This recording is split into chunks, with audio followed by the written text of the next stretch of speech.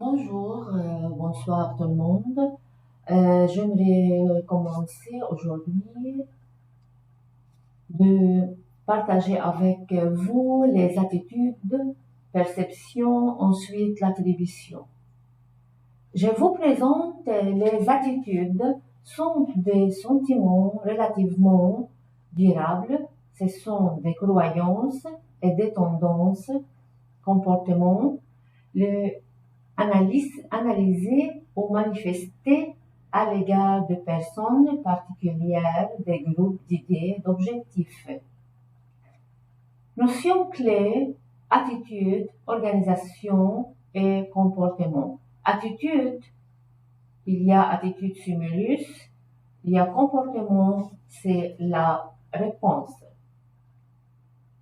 Toute attitude reflète une certaine combinaison de trois éléments, des sentiments, des connaissances, des tendances comportementales. Sentiments, c'est la sensation, c'est les émotions. Les connaissances, c'est les composantes cognitives de formation, comment le cerveau traite l'information des connaissances, c'est-à-dire les croyances, les opinions, les savoirs que possède l'individu. Mais les tendances comportementales, c'est composante comportementale d'une personne. C'est une tendance à agir. Je n'agis pas toute seule. Ce sont trois éléments que vous allez vraiment trouver dans une attitude.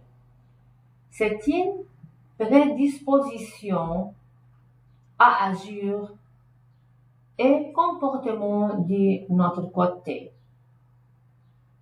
Exemple, en milieu du travail, le antécédent, les croyances, les valeurs, l'attitude, c'est sentiment.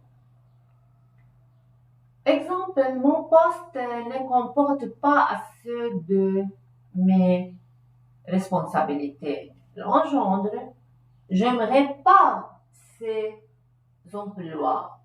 Que détermine, c'est la manifestation, l'intention comportementale. Je vais démissionner. Le comportement, ensemble des conduites globales, synthétiques, positif ou négatif dans une situation donnée. Le caractère positif ou négatif ne détermine qu'en fonction de la situation à laquelle ils répondent. Les 5 dimensions du comportement, c'est comportement individuel, adaptabilité, décision, tolérance à la pression. Il y a le comportement relationnel, sens de relation interpersonnelle, esprit de l'équipe et aussi communication. Mais le comportement d'encadrement, c'est organisation, délégation, contrôle, leadership.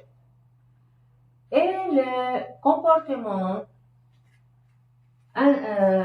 d'ordre intellectuel, analyse des problèmes, attention à l'environnement, affirmer pour le chiffre, la créativité. Enfin, c'est le comportement de motivation, attribution professionnelle, implication, capacité de travail, énergie et initiative. Comment l'attitude et comportement au travail? Les sociopsychologues affirment que les attitudes sont des dispositions stables qui guident nos comportements. Par ailleurs, les psychologues du comportement affirment que les attitudes sont tout simplement de déclarations verbales et non comportementales. Mais de jour en jour, il y a un consensus qu'il n'existe pas de lien unique et direct entre les attitudes et les comportements. Les attitudes peuvent influencer des comportements, mais ne le prédisent pas nécessairement. Voyons quelques attitudes en fonction de l'influence qu'elles sont sur les comportements au travail. Satisfaction au travail, 5 aspects pour démontrer la satisfaction au travail. Le salaire, la hiérarchie, l'avancement, le travail lui-même, les collègues de travail. Les causes de la satisfaction ou de l'insatisfaction varient d'une personne à l'autre. L'identification à l'entreprise, c'est la personne partage le valeur de l'entreprise et s'identifie à la raison d'être de l'entreprise.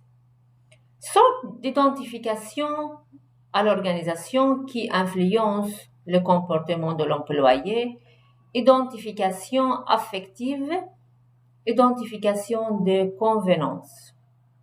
S'intéresser au bien-être à l'organisation, la personne demeure dans l'organisation tout simplement parce qu'elle ne peut se permettre de faire autrement. Elle peur de perdre des avantages. On s'arrête ici et on continue à la prochaine. Merci de votre attention et à la prochaine fois.